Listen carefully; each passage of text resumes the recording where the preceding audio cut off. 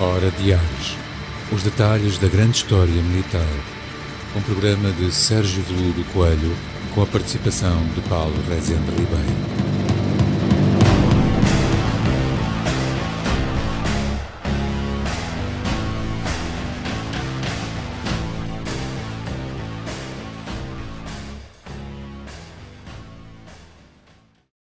Sejam bem-vindos a mais uma Hora de Ares, ainda neste formato, e vamos manter este formato por algum tempo, tendo em conta a situação atual, não é? Temos hoje como convidados novamente o Dr. Francisco Ribeiro da Silva e o Zé António. Vou passar a palavra ao Sérgio, para o Sérgio falar um pouco do tema que vamos abordar hoje. Bem um bocado na continuação do último programa. Sim. Exato. Não sei, Sérgio? Exato. E um pequeno pormenor. É que hoje sim. Hoje é que é o 100, sim. Hoje é que é o programa 100. E Portanto, passámos oficialmente rituais, aos 3 dígitos. Exatamente. Não se esqueçam de subscrever. Rituais de costume subscrever para receber notificação, ativar o sino para a notificação, partilhar, para que lá está. Portanto, o programa anterior foi especial porque era a nossa retoma da Hora de Ares e tivemos o privilégio de ter hoje os convidados que também temos hoje e que estão ligados, como o Paulo disse muito bem, porque embora na semana passada a equipa também não estivesse toda de algo que era distinto, que era a exposição que está patente na Misericórdia, a Misericórdia do Porto e o Liberalismo, hoje vamos falar da rota, ou o roteiro Arquiteturas, Sítios e Memórias, que esse sim, que faz parte da parceria de um projeto conhecido já como Rota Porto Liberal. É uma das concretizações, não é a única. Já fizeram-se congressos antes, que também hão de sair atas, penso não estarem a correr em erro. Portanto, também não poderia ser melhor se o outro é especial. Este é especial, embora não com a dimensão que vai ter o programa anterior, porque é o programa número 100. Portanto, eu acho que são felizes coincidências, com tão ilustre companhia.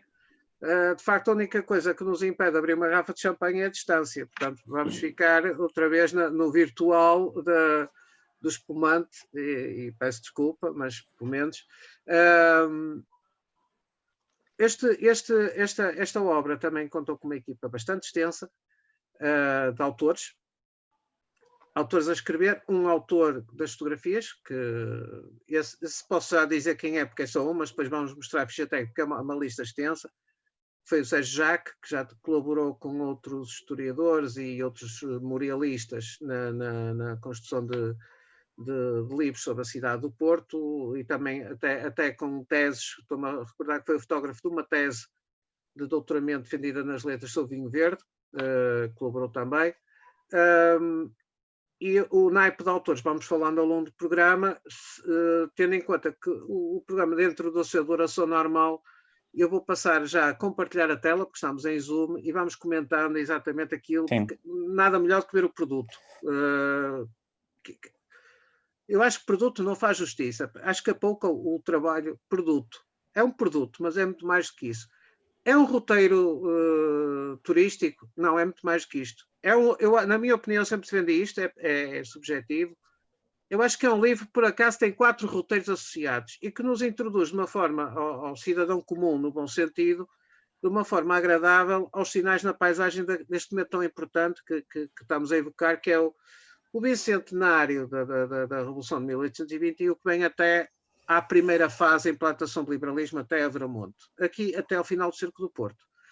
Como eu disse no programa anterior, ao acabar o Cerco do Porto continua muita coisa, e o liberalismo em Portugal, digamos, o seu período calmo, costuma-se considerar que só a partir de 1851, ou assume outras formas. Mas isso já serão outras discussões para a frente, e que dará aos outros programas. Portanto, eu vou, com a licença dos presentes, compartilhar a tela, começando pelo livro em si, que temos aqui o miolo, chamado miolo técnico, que assim não obriga, digamos, a forçar a obra. E eu vou pôr no início, peço desculpa porque tinha andado aqui a passear. Isto é um direto típico, não tem a capa, eu vou pedir desculpa, pois a capa verão noutra sequência. Sim, e vou pôr, então, parece um Tel- cozinheiro em a tela- descrever, em um tela cozinheiro a cheia, exatamente. descrever a receita, não é? É passando Ah, 24 Kitchen este hoje. exatamente. Isto é, digamos, a base que leva, é aquilo que leva ao conteúdo, não digo essencial, mas àquilo que é a parte prática que se retira desta obra, são 4 rotas, com nomes que também têm o simbolismo que é extraído do próprio conteúdo que as rotas encerram, e desafiamos as pessoas, de facto, a ver essas rotas e a usufruí-las, não é? Que é a cidade em revolta, que vai da Igreja da Lapa à Praça da Liberdade.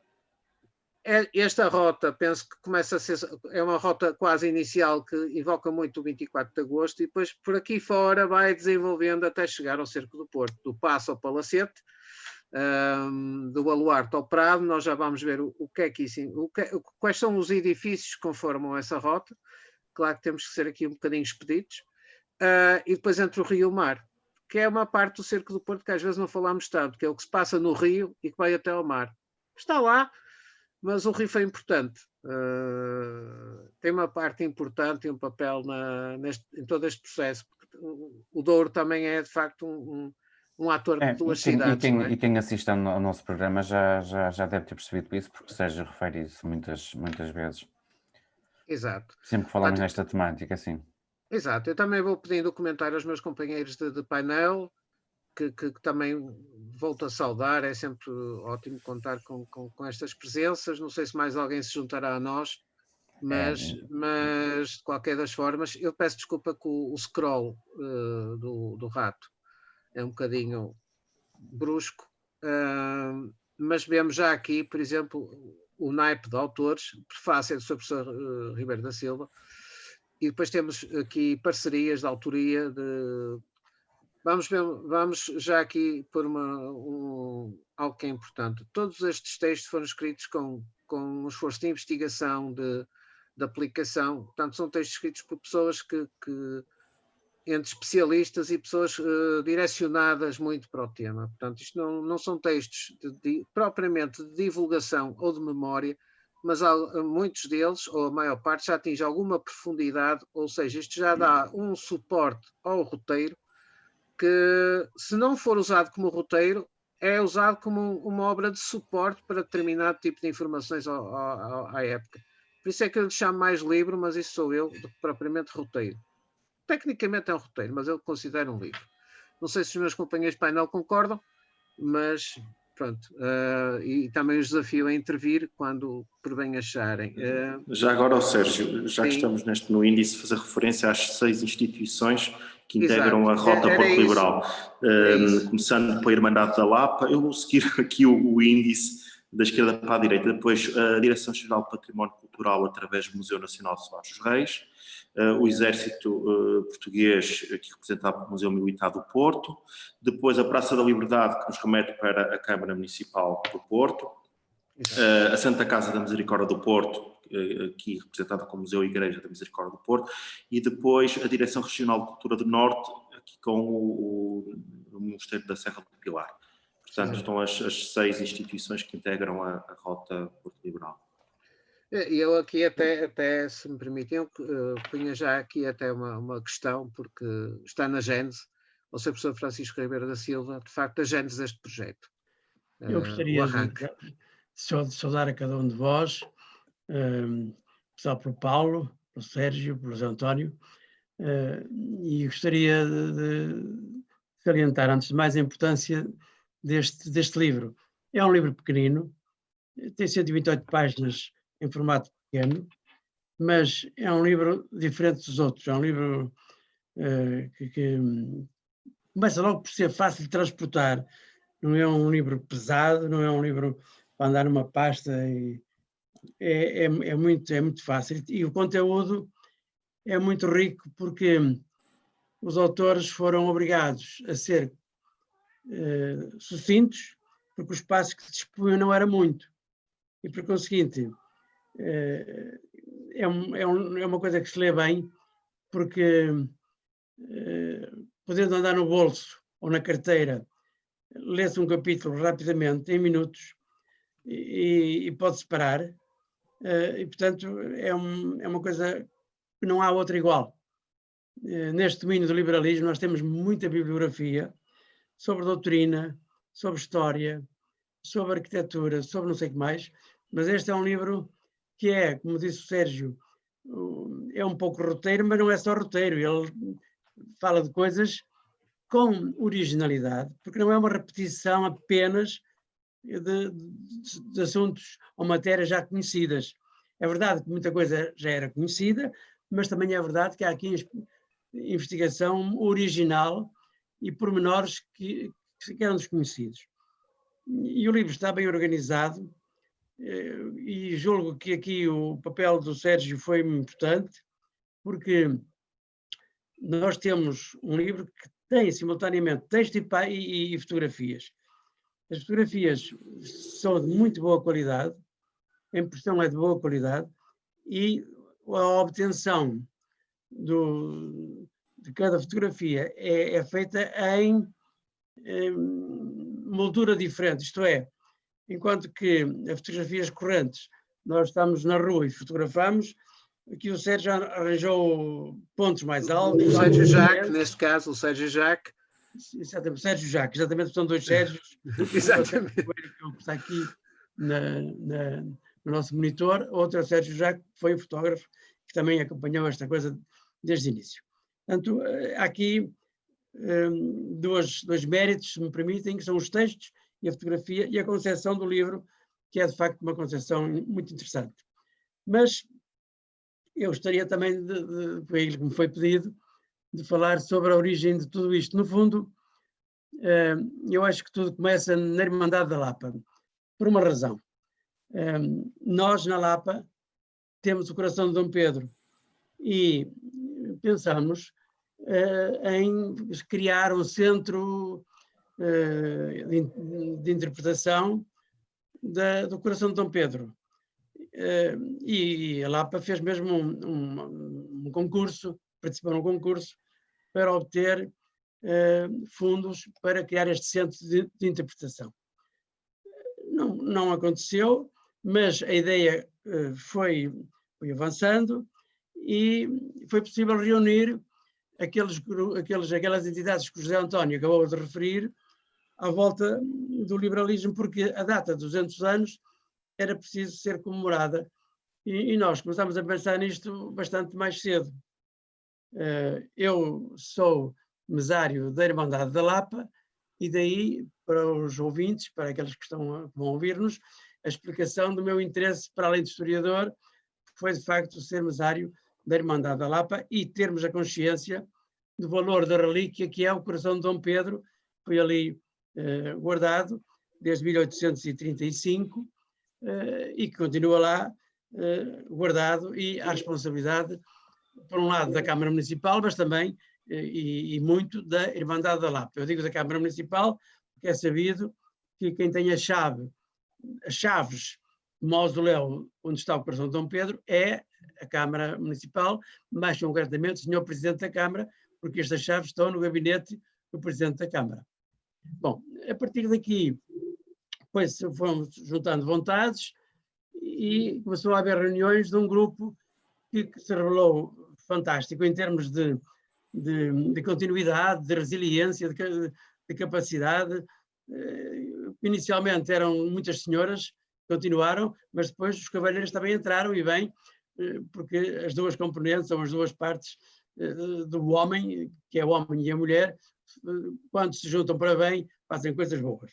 E, portanto, aqui também acho que resultou uma coisa muito interessante, e não foi assim muito divulgada, mas que é essencial, porque para o homem comum, para a mulher comum, interessa muito mais saber porque é que a rua tem determinado nome, porque é que há determinado tipo de referências, qual é a história dos edifícios. O edifício tem uma história arquitetural, mas também tem uma história dos ocupantes, quem passou por lá. E isto tudo, de facto, entra nesta ideia do Porto Liberal. É preciso, eu digo isso no prefácio, é preciso reparar que a cidade do Porto é liberal eu diria desde sempre, eu acho que desde o Foral de Dom Hugo, que há um certo liberalismo, isto é uma força de expressão e talvez esteja a ser obsoleto, mas a verdade é esta, o Foral de Dom Hugo já tem notas de liberalidade. Por exemplo, quando o bispo tem direito a casas que sejam vendidas no ar urbano, só tem direito após se ter sido posto, digamos, ninguém é expulso da sua casa. O senhor que está na sua casa, mesmo quando vão os fiscais para cobrar receitas, tem que cumprir regras. Isto de cumprir regras é, de facto, já um início de liberalismo, de respeitar a liberdade de quem está lá dentro. Ora, o Foral de Dom Hugo respeita isso também. E é um foral de 1140, 1120, peço desculpa, mas é algo de importante que de alguma forma molda a cidade. Porque esta cidade que nós falamos é uma cidade que começa sobretudo a partir destes tempos do século XII. E esta história dos privilégios dos cidadãos do Porto, das liberdades, das chamadas liberdades municipais, tudo isso foi sendo conquistado paulatinamente a partir do século XII, século XIII. Porque desde o início a cidade do Porto, aquilo que era a cidade, não é uma cidade propriamente de gente nobre, é de gente que trabalha, é de gente que se torna nobre depois, porque há uma nobreza portuense a partir do século XVI, XVII, não naquela nobreza de grandes palácios, mas uma nobreza que se vai formando por obtenção de privilégios de nobres. E, portanto, este início do liberalismo é, de facto, atemporal, quer dizer, começa lá muito para trás. Depois, o facto do Porto ser uma cidade de burgueses, como toda a gente sabe, os meus amigos especialmente, que estão aqui comigo neste painel, os comerciantes, os mercadores não gostam muito de ser asfixiados, não gostam muito de ser apertados, gostam de ter liberdade de movimentos. Portanto, a cidade do Porto foi apercebendo isso, mercê daquilo que era a sua atividade principal, que era o comércio. Porque os grandes mercadores do Porto, depois, inclusive, vieram estrangeiros reforçar, já no século XVIII, nomeadamente, embora eles comecem a chegar no século XVII e até antes, mas estrangeiros estáveis, no século XVII, já há alguns que eu estou-me a lembrar de uma família chamada, o chefe era um Otto Eldres, que era Flamengo, e ele, dizia-me o doutor, o Eugênio André da Cunha Freitas, de quem fui amigo, dizia-me, olha, essa família ainda hoje tem descendentes, ainda hoje estiver há 30 ou 40 anos atrás. E, portanto, houve gente do estrangeiro que veio para ficar.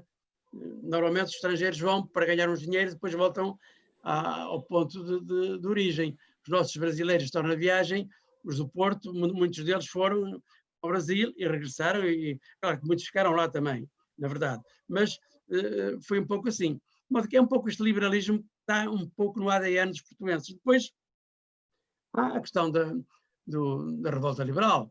Ela aconteceu no Porto, não aconteceu em outros sítios, embora a comparticipação do país foi real. O 1820, de facto, aconteceu no Porto, mas devagarinho todo o país acabou por entrar, nomeadamente quando a revolta acabou por em Lisboa aceitarem a bondade da revolta. E, portanto, se falar do Porto Liberal é um pouco isto, é falar do Porto de 1820, e agora comemoramos os 200 anos, mas também é falar de um Porto ancestral que ia cultivando este tipo de valores, gente que usava cotovelos de seda e que tinha privilégios para os usar e que não queria ser perturbada por facto de os usar, porque havia cidadãos de Porto que iam para Lisboa, ou até, recordo-me de um caso, do Marco de Canaveses, foram incomodados por andarem de manguitos de seda, manguitos ou é uma forma de força da expressão, mas que, ou usarem arma de dia e de noite, também eram privilégios que os cidadãos de Porto tinham. Portanto, este tipo de liberdades foi sendo defendida e custou alguns sacrifícios, porque, de facto, o andar fora de Porto, eu suponho que muitos cidadãos de Porto teriam que andar com um papel a demonstrar que eram cidadãos, não sei bem que tipo de sinal era, mas era uma coisa que provasse aos meirinhos das terras que podiam usar esse tipo de vestuário. Bem, e portanto, é um pouco esta característica do Porto, que se manifesta em muitas outras coisas e que, a partir de 1820, a memória foi sendo reforçada. E hoje as ruas de Porto, como é dito no livro, estão cheias de memórias, de pequenas memórias daquilo que foi o Porto Liberal. E acho que já falei muito. Não, estávamos deliciados a ouvi-lo, porque de facto consubstancia todo o quadro de intenções deste livro e foi o nosso farol, desculpe, mas tenho que dizer, foi o nosso farol digamos que deu uma direção para determinados edifícios, para a estrutura do livro. Fui um dos colaboradores, como todos. E somos uma grande equipa. A ficha técnica depois será mostrada ainda, logicamente, ainda dentro do contexto deste programa, porque era uma equipa extensa e nós não podemos ter aqui toda a gente, mas com a licença dos presentes faremos um agradecimento aqui em Hora de Artes, em 7 Hora de Artes, a toda a equipa. Sérgio, deixa-me só dizer-lhe, porque isto é importante dizer-lhe neste momento, foi para mim uma surpresa muito agradável, o número incrível de gente que colaborou no livro e bem. E isto, acho que foi uma obra. Nós, inclusive, até este livro é um exemplo de como se pode trabalhar para coisas, porventura, maiores, de maior dimensão. É um exemplo de uma equipa que funcionou bem. E cada uma das pessoas fez a sua parte. Isto é aqui uma coisa que não é grande em termos de tamanho ou de peso, mas é grande no conteúdo e na intenção. E no alcance. É modelar. E no alcance. No alcance, com certeza. Porque ela é pequena, mas tem grande alcance. Isto parece um paradigma dos calibres de projéteis, mas é pequeno, mas tem grande alcance. De facto. E há bocado, permita-me, Sr. Professor, só uma coisa que agora disparou-me aí, não tem muito a ver.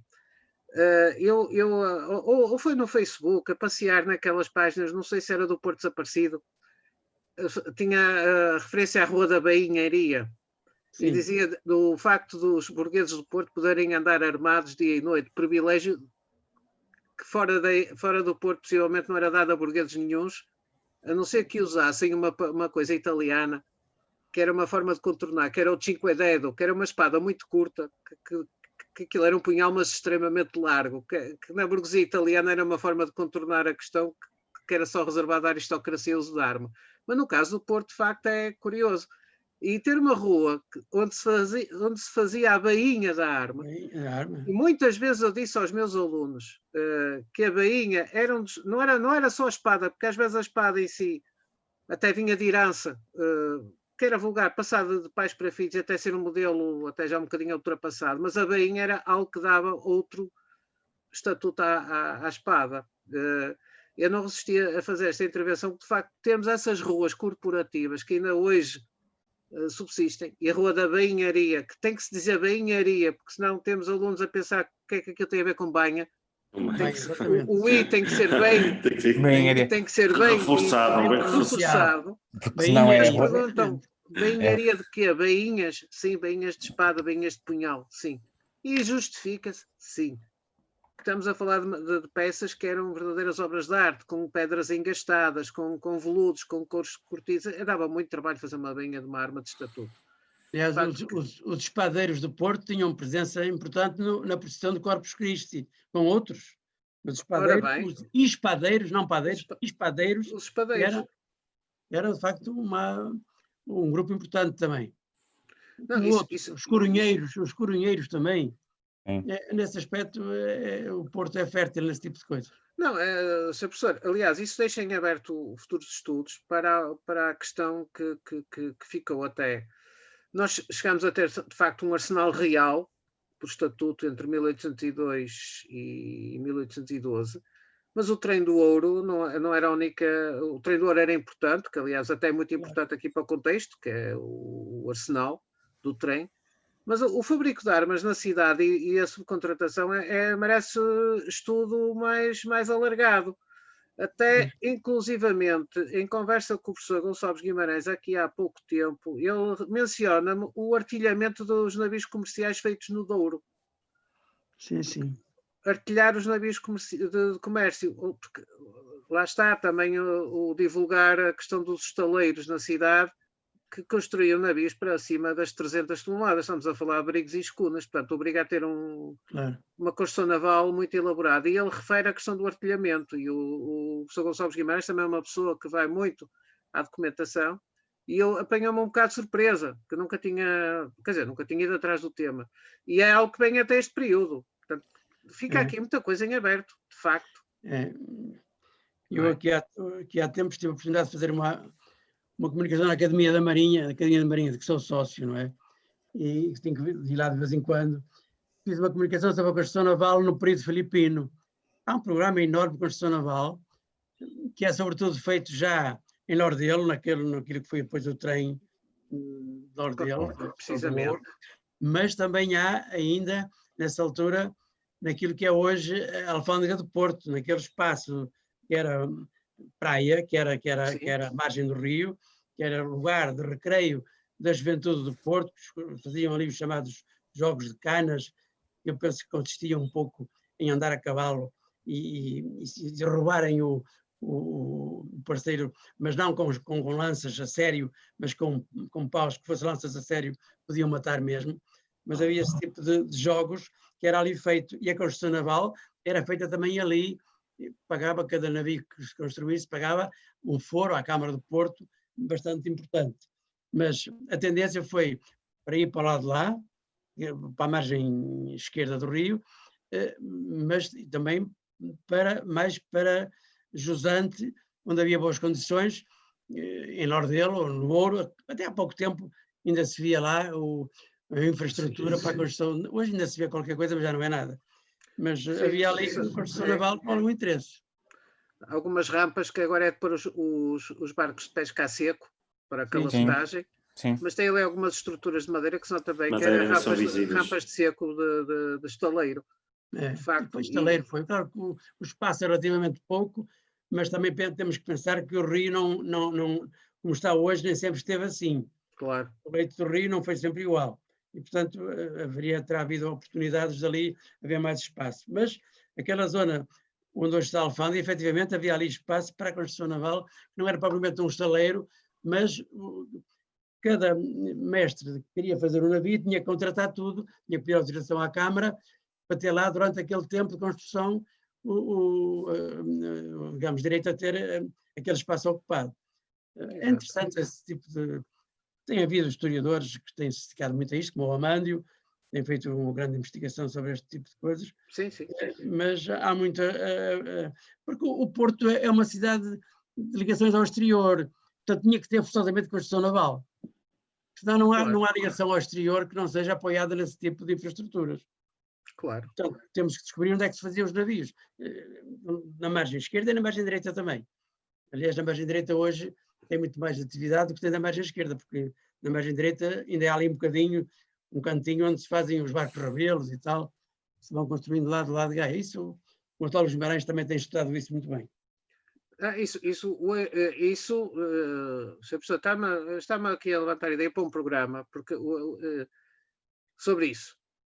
Porque as implicações que tem, por exemplo, realmente o professor Gonçalves Guimarães, desde há 30 anos, de vez em quando lança-me assim uns iscos, e o artilhamento de navios mercantes é muito interessante, porque obriga a contratação de capitães de peça e de serventes, que nem toda a gente sabe municiar uma peça. Está aqui pano para mangas. Pois, os navios tinham que ir preparados, sobretudo os que iam para o Brasil, para enfrentar piratas. Portanto, tinham que ter nos próprios navios também meios de defesa. Embora houvesse períodos em que havia, nomeadamente na navegação do litoral entre Lisboa e Porto, havia armadas de costa, desde o século XVII, para proteger as embarcações que andavam entre Lisboa e Porto, sobretudo, eu digo isto, Lisboa e Porto, mas não é só Lisboa e Porto. Mas para o Brasil também, em determinada altura, foi necessário haver um galeão, tipo, e é só para proteger, mas muitas vezes os navios levavam eles próprios a sua autodefesa, porque era necessário, era uma questão de realismo. Exato, isso, professor, as pessoas a estas horas pensam, mas isto que terá a ver com o roteiro Porto Liberal? Tem a ver porque, se pensarmos na frota de Dom Pedro, as duas primeiras fragatas e a terceira, que é adquirida depois, na verdade, originalmente são navios mercantes armados da Companhia das Índias Orientais Inglesas. Exato.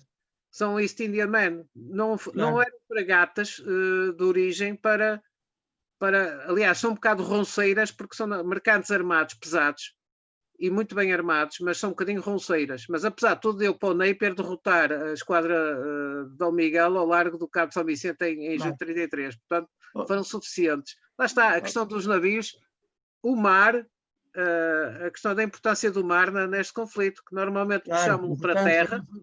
Até porque há bocado falávamos no rio e no mar, é importante nós percebermos que o abastecimento tinha que vir do mar. Exatamente. O abastecimento que chegava em pouca quantidade, em determinadas alturas, mas vinha do mar. Era o bacalhau, o arroz e açúcar tinha que vir pela estrada da Marginal, pela estrada que ninguém pensa que era como era, que é como é agora, debaixo de fogo. Quer dizer, os portuenses tinham que vir a pé, voluntários portuenses, não digo que são soldados, era carrejões a pé debaixo de fogo, porque aquilo estava exposto. Não havia sequer muita hipótese por vir por carreiros escondidos, porque toda a zona estava ocupada por tropas de um lado e tropas do outro ali na pasteleira. Portanto, o que é que sobrava para circular? Era mesmo a Marginal e muito exposto às baterias do outro lado do rio. Claro. E que está aqui falado neste roteiro. De facto, tivemos esse cuidado de tentar abordar. Também ao José António, que também fez parte desta equipa. José António, qual é o teu testemunho? Eu estava aqui, assim, o primeiro testemunho foi um momento de grande aprendizagem, porque nós tivemos que, primeiro foi lançado o projeto, definidas as linhas de atuação e depois começamos a redigir os textos. Depois houve aquele momento de encontro, em que juntamos os textos todos, começamos a fazer a revisão, e de facto a equipa funcionou muito bem, isto para nós. E a aprendizagem que fizemos, eu particularmente tive a oportunidade de conhecer um bocadinho mais a fundo as instituições, as memórias que estas instituições conservam, relativamente ao período em questão. E foi muito interessante. E acima de tudo foi conhecer umas excelentes pessoas. Isso também é o bom que tem estes projetos. A nossa amizade é que conseguimos traçar até pessoas que se conheciam, mas que depois afinámos a amizade. Portanto, conseguimos fazer... Foi a experiência maior que retiro. E depois foi o produto final, claro. É o resultado de todo este esforço. Este é um dos produtos finais. Esperemos que não seja o último. Eu espero que seja o primeiro de muitos. Até porque há aqui... Há massa crítica que não se deve desperdiçar, não é? Que nem sempre é fácil congregar massa crítica e que se entenda. Sim. Claro. E neste caso correu bem, tem corrido bem. Ainda agora o José António vê isso, mas no WhatsApp, o grupo do Porto Liberal, funciona, o José António e o Sérgio, funciona muito bem, as pessoas... porque continua, isto continua. Exato. É engraçado como é interessante como funciona na vida cotidiana, não é só na preparação de textos, na vida cotidiana. Há relações entre as pessoas, que é muito giro isso.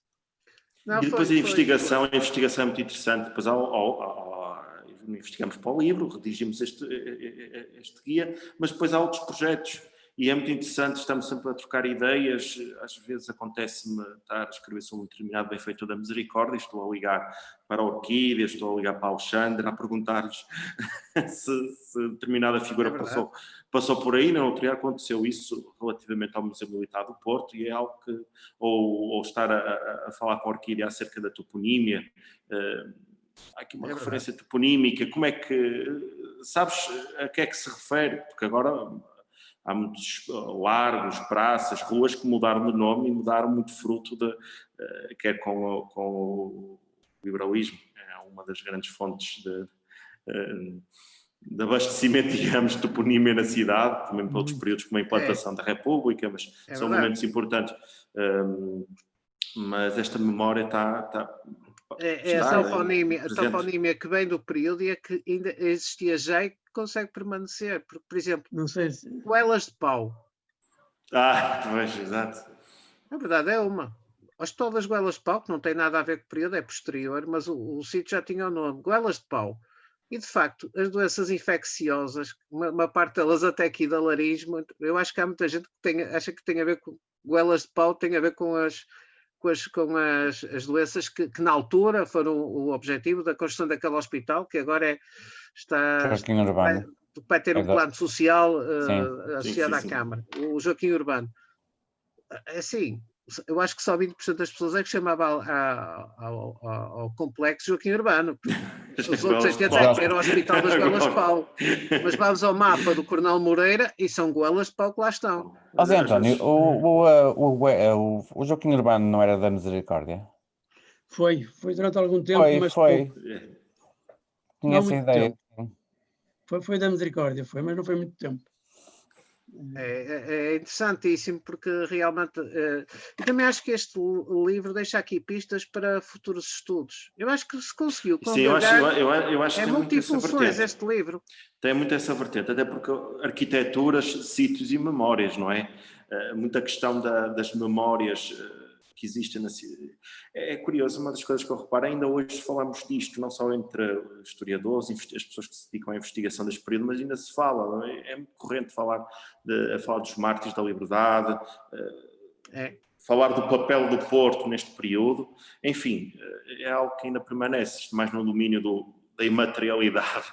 Mas depois do material também. É preciso também sanar um bocado a confusão entre mártires da liberdade e mártires da pátria, porque depois temos os que também levam com esse nome, que foram aqueles que levaram os tiros ali na Rua de Santo António. Na Rua 32. No dia em que a Guarda Municipal estava com a pontaria particularmente Olha, outro exemplo de que ainda muita gente continua a chamar a Rua de Santo António.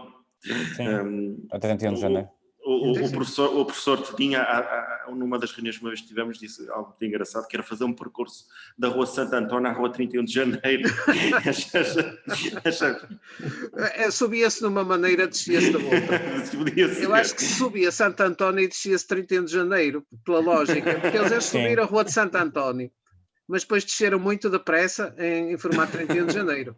Mas eu sou suspeito a dizer isto, não é? Por razões que aqui me abstenho, mas pronto. De facto, lá está aqui o arsenal que ele falava. Mas é curioso conseguir-se produzir um livro pequenino em tamanho, mas de facto que desafiamos as pessoas a ler.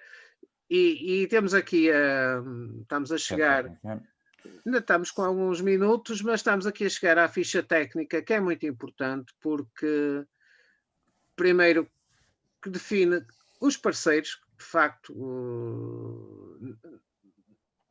que já foram aqui enunciados. Também a coordenação da doutora Manuela Rebelo, que não pôde estar aqui hoje presente, e a fotografia de Sérgio Jaca, a direção gráfica de Bruno Dias. O texto é os autores, mas os autores estão aqui devidamente...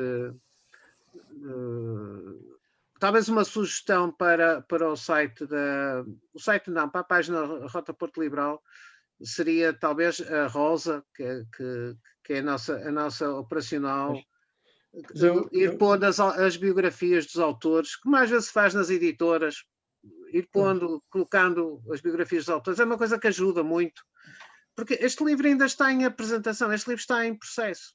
Sim, fruto também do contexto que... Também está em um processo. Eu gostaria de sublinhar a importância da doutora Manuela Rebelo, já que ela não está aqui, porque ela, a dada altura, foi mesmo um pivô, foi coordenando as coisas e mesmo o próprio colóquio do Porto Liberal, cujas datas vão de sair, porque, de facto, há compromissos assumidos, quer do Exército, quer da Misericórdia, e, portanto, eu acho que as datas que vão sair, não há de demorar muito tempo. Porque não tenho a menor dúvida. O que se disse lá foi importante, foram coisas ou novas ou muita parte nova, e teve de facto o impacto de ser bastante divulgado na altura esse colóquio. E foi, no fundo, o primeiro que se fez das comemorações dos 200 anos. Não era nada ainda de oficial em termos de depois que veio a ser, mas foi um pontapé de saída para uma coisa que era preciso, porque o nosso problema é assim, se eu penso isto e já tenho dito em público, se o 20 de agosto de 1920 tivesse sido em Lisboa, teria havido uma Comissão Nacional, teria havido não sei o que mais, congressos e mais não sei o quê, e teria havido mais dinheiro para as coisas, e como foi no Porto, não sei se é por ser no Porto, se é por ser a Revolução Liberal, porque aquilo que é a Revolução Liberal, o termo liberal é um pouco equívoco. E hoje há pessoas que entendem... há uma mudança na conotação. E, portanto, isto é um bocado complicado.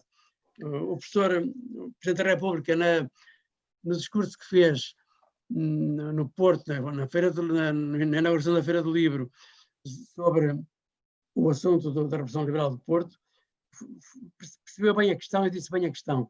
É um assunto que é tratado a correr na história de Portugal, mesmo a Revolução de 1920, apesar das mudanças que trouxe para a sociedade portuguesa, porque é inegável que a sociedade transformou-se a partir dali. Bastava que a lei finalmente fosse igual para todos, para isto significar imenso, não é? Não é só a trilogia Liberdade, Igualdade, Fraternidade, mas a lei igual para todos. Todos são cidadãos e não apenas súbditos de um lado e cidadãos do outro. Todos somos cidadãos. Isto começou para esta altura. Não podemos dizer que 1820 decretou a cidadania universal, que ela começa a ser reivindicada antes, sobretudo a partir da Revolução Francesa, mas com a Constituição de 1922 todos são iguais perante a lei e todos são cidadãos. Isto foi uma conquista enorme e foi a partir deste acontecimento. Porque os anos que precederam o 1920 são anos negros da história de Portugal, porque nós estávamos entregues a um governante estrangeiro, neste caso inglês, e com o rei fora, e com a corte fora. E, portanto, Portugal era, de facto, olhado dentro de si mesmo como alguma coisa que estava irreconhecível. E era preciso, de facto, fazer alguma coisa. O Sinédrio é um grupo de pessoas inteligentes, que percebem as coisas e que se antecipam aos acontecimentos, mas percebem que era preciso mudar alguma coisa e que a mudança tinha que vir, porque Portugal, independente há séculos, não ia aceitar manter-se subjugado, quer a um governante estrangeiro, quer com o rei fora do país e sem rei, não é? Isso foi uma coisa importante, acho eu, importante naquele período. E isso significa que no primeiro momento haja muitos absolutistas ou miguelistas que estão do lado da Revolução, mas não quer dizer que tenham percebido a Revolução. Daí aqueles avanços e recuos que há em muitas pessoas e em grupos no 1820. Exato. O próprio Bispo do Porto, Dom João Magalhães e Avelar, não era um constitucionalista, nem um liberal, mas alinhou de alguma forma inicialmente, como muitos outros, não é? Essa gente toda que depois que não se converteu de repente ao absolutismo e ao miguelismo. Eles foram sempre isso. Mas numa altura em que a pátria estava em perigo, houve uma certa conjugação de esforços. Uma convergência. Sim, sem dúvida, eu acho que sim. Uma convergência. Claro que aqueles anos depois vão ser muito difíceis. 1920 até 1834 são anos difíceis para a sociedade portuguesa. Já outro dia falámos aqui nisso, eu acho que isso é uma coisa muito importante. Não, isto é um tema que vai ser recorrente no bom sentido. Eu aqui só vou pedir desculpa nos autores, por qualquer razão nesta ficha técnica, faltam aqui 2 autores que são fundamentais, mas eu vou só passar a enunciar. Contamos com a doutora Alexandra Anjos, que é do Museu Militar de Porto, a doutora Eva Cordeiro, que estava na LAP e agora penso que está nos Serviços Culturais da Câmara de Famalicão, o Sr. Professor Ribeiro da Silva, que dispensa as apresentações no melhor dos sentidos, o José Ferreira e Silva, o Dr. José Ferreira e Silva, que está aqui a fazer-nos companhia, a arquiteta Maria Antónia Bacelar, que trabalhou, e esta ficha técnica pode-se dar o caso ser o do miolo anterior, portanto eu vou dizer aqui os nomes das 2 pessoas que faltam, que também fazem parte, que é o Coronel José Paulo Berger, diretor da Direção-Geral, portanto, na Direção-Geral de Infraestruturas do Exército e da Arqueologia do Exército, a DGEI, que também é coautor, não está aqui nesta ficha, mas depois, isto era um miolo que eu tinha, portanto pedirei desculpa, mas fica aqui bem claro da presença, e também do Major João Batista, da Comando Pessoal, das intervenções também no texto, a doutora Maria Lobato Guimarães, do Museu Nacional Soares Reis, também escreveu, a doutora Orquídea, do Salão Ferreira Félix, que escreveu e muito, é uma das pessoas que, quando queremos saber uma coisa do Porto, Até o número de um parafuso, ela sabe. É especialista em toponímia. Quando há dúvidas de toponímia. Exatamente. Eu acho que é uma das pessoas. É que nos esclarece. Ela descobre coisas impressionantes. Eu acho que é uma das pessoas neste momento que sobre estas questões da cidade pode ser das pessoas que mais sabe dentro daqui deste burgo, porque é de facto uma estudiosa, uma pessoa muito na sombra, muito low profile, mas que de facto quando temos alguma dúvida, não há hipótese. Desculpem, eu não estou a sobrevalorizar nem a subvalorizar ninguém, mas a doutora Orquídea é um portento no bom sentido. E ela descobriu coisas inacreditáveis sobre situações impossível. e lugares que não tinham nada, não existia documentação, ela conseguiu encontrar. Exatamente. Temos também a colaboração da doutora Rosa Magalhães, que também escreveu e também está na assessoria a doutora Manuela Rebelo, estou eu, aqui, pronto, e a doutora Sónia Silva do Centro Português de Fotografia, que era para também hoje estar presente, mas por questões técnicas do CPF escreveu a dizer que não era possível. Portanto, há aqui 2 nomes que não estão, mas que eu reitero, que é o Coronel José Paulo Berger, que eu convidei, mas ele possivelmente estaria com serviço lá na direção em Lisboa, e o Major João Batista, que está aqui no Quartel-General, subentenda-se no comando pessoal, antigo Quartel-General, e andando para trás, Infantaria 18 e Artilharia 4, já lá passaram muitas unidades. Temos aqui as informações gerais, portanto, isto no fundo, temos aqui todo o que é o necessário para o livro, e rematamos com algo que estava na exposição, que é a despedida de Dom Pedro aos amigos portuenses na sua ida para Lisboa. De facto, tem sido um bocadinho recorrente também, e peço desculpa por usar outra vez o termo, e no bom sentido, esta carta dos amigos portuenses. Está exposta no MIPO, mas também está aqui neste roteiro. Se me permitia, também ia passar só, eu ia interromper o compartilhamento e passava rapidamente uma série de fotos, muito a correr, porque também já estamos na nossa reta final, mas talvez também essas fotos acompanhem o nosso processo de terminar este programa, esperando que o próximo já seja sobre o catálogo da exposição do MIPO, ou brevemente, em que também há uma colaboração de uma equipa excepcional. Eu vou ver se consigo encontrar, e encontrei, sim senhor. Vou voltar para trás. Desculpem, isto é um direto, portanto temos estas situações vertiginosas, mas temos aqui então, eu gostaria de saber se consigo pôr, não vale a pena, acho que se vê bem assim, não, o material tem sempre razão. O material tem sempre razão. Portanto, isto é a capa, portanto, as pessoas poderão ver isto à venda nas livrarias, está inclusivamente na livraria da Misericórdia do Porto. Portanto, se entrarem no site da Misericórdia está lá. É um bom pretexto.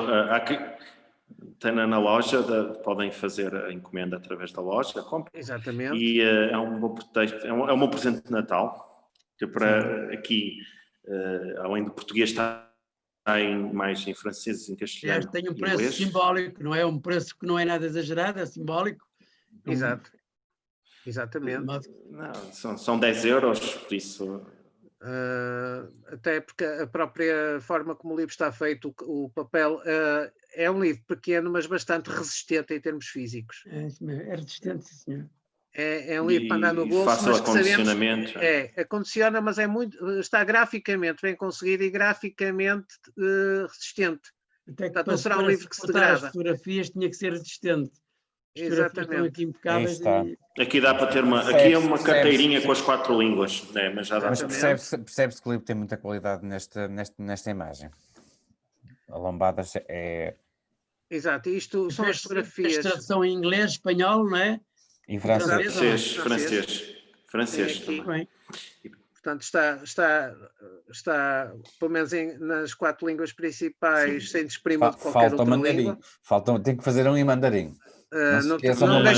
Não deixaria de ter clientela.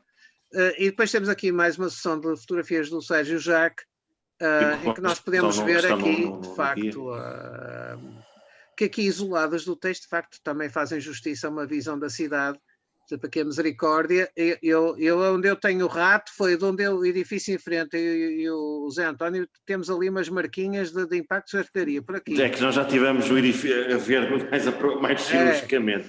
Mais cirurgicamente. Aqui, de facto, o mausoléu do Sr. Dom Pedro, do Coração, que está aqui situado na Lapa.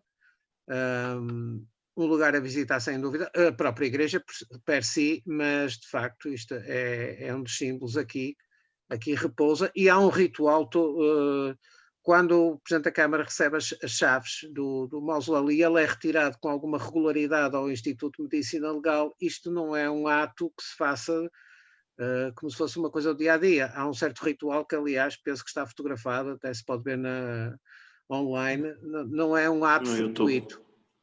É muito complicado porque é preciso mobilizar muita gente para abrir aquilo.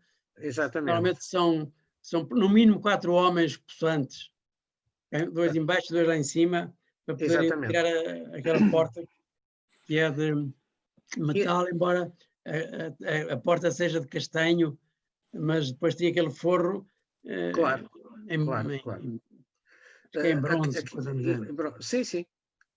Aqui a Serra do Pilar, agora muito arranjadinha, como se costuma dizer, ela ficou extremamente marcada durante o cerco. Isto não existia, esta escarpa, porque o terreno vinha para aqui fora. Isto foi aberto a explosivos para abrir a Avenida da Ponte e aqui a Avenida da República, mas é um dos sítios simbólicos para a cidade também. O tempo já não nos permite desenvolver, mas nem queremos fazê-lo, porque as pessoas podem ler isto, exatamente, de facto, no roteiro.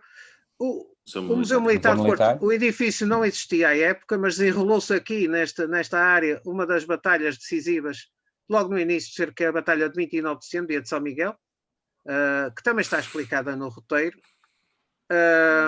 Aqui o Museu Nacional São Jorge Reis, Palácio dos Moraes e Castro, Palácio dos Carrancas, primeiro passo do Cal, não com a fachada bem mais exposta do que está hoje, porque tem um edifício diferente.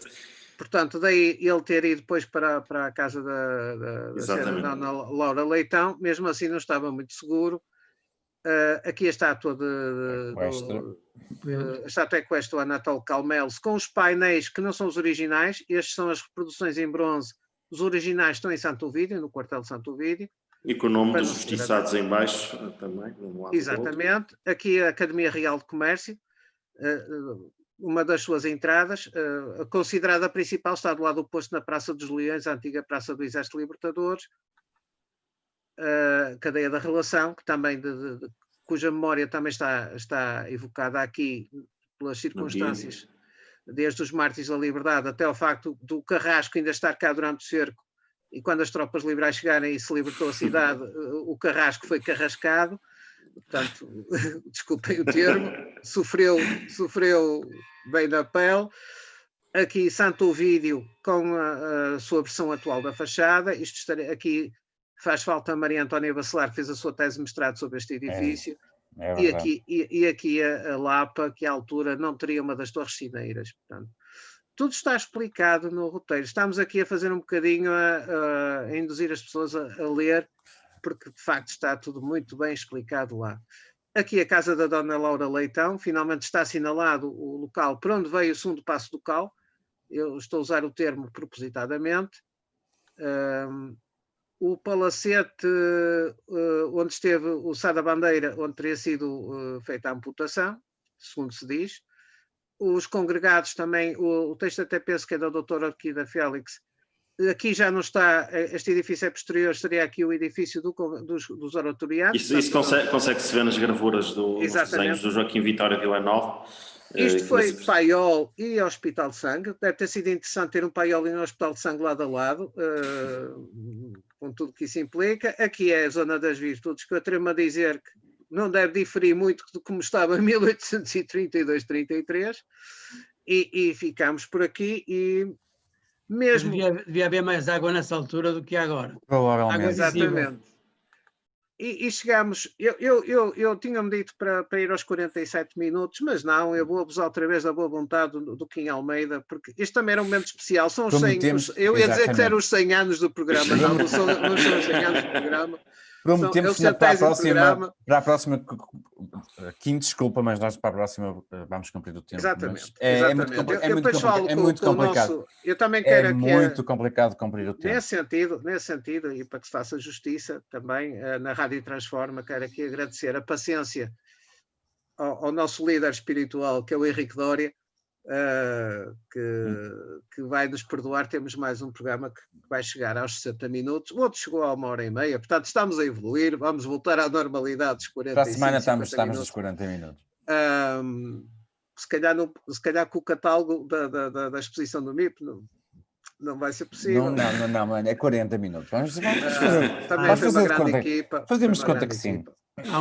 Há um Dória que foi um grande historiador do Porto do século XIX, que é o Álvaro Dória, que escreveu... Quem sabe se serão Tem uma coisa enorme. O nosso amigo Henrique Dória é das artes da lei, portanto é jurista, mas também queremos aqui agradecer à Rádio Transforma porque disponibilizou este espaço logo de início para promovermos não só a exposição, mas aqui um livro que está no comércio, mas que é um instrumento muito útil. Sem esquecer o nosso Kim, que está sempre nas sombras. E o Joaquim Almeida, que está na sombra, mas que é ele que nos faz depois aquelas montagens e uma tremenda paciência.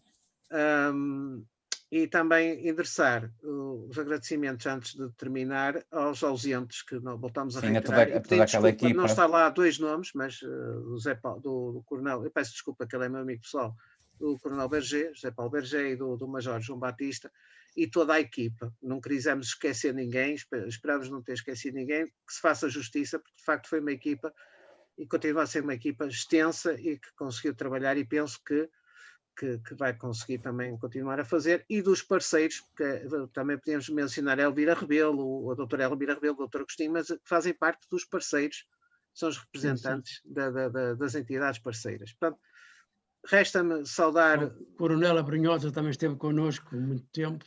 Exato, que depois foi recolocado, penso, para a Leiria, para o regimento de artilharia que lá está fora do Porto.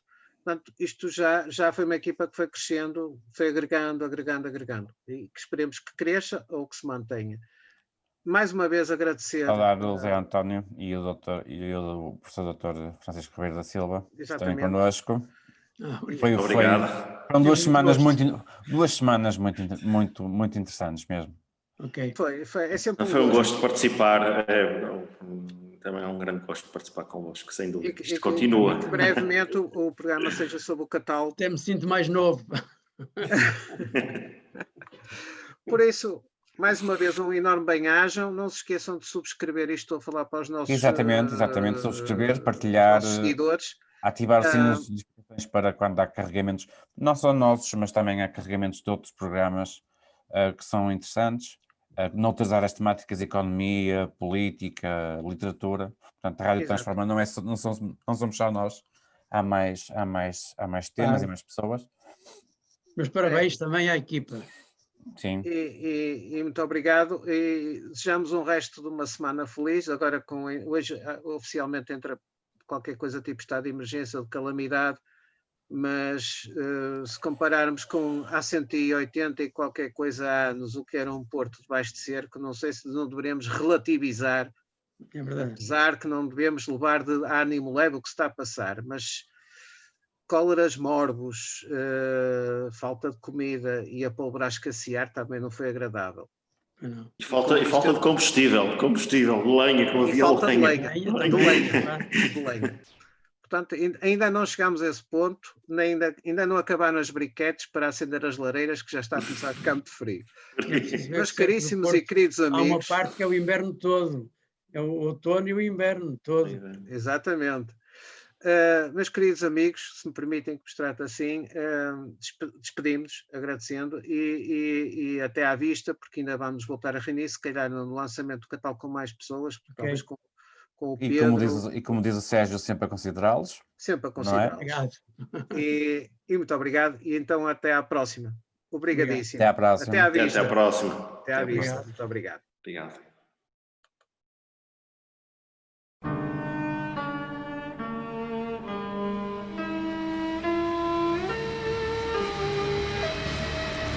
Hora de Ares. Os detalhes da grande história militar. Um programa de Sérgio Veludo Coelho, com a participação de Paulo Rezende Ribeiro.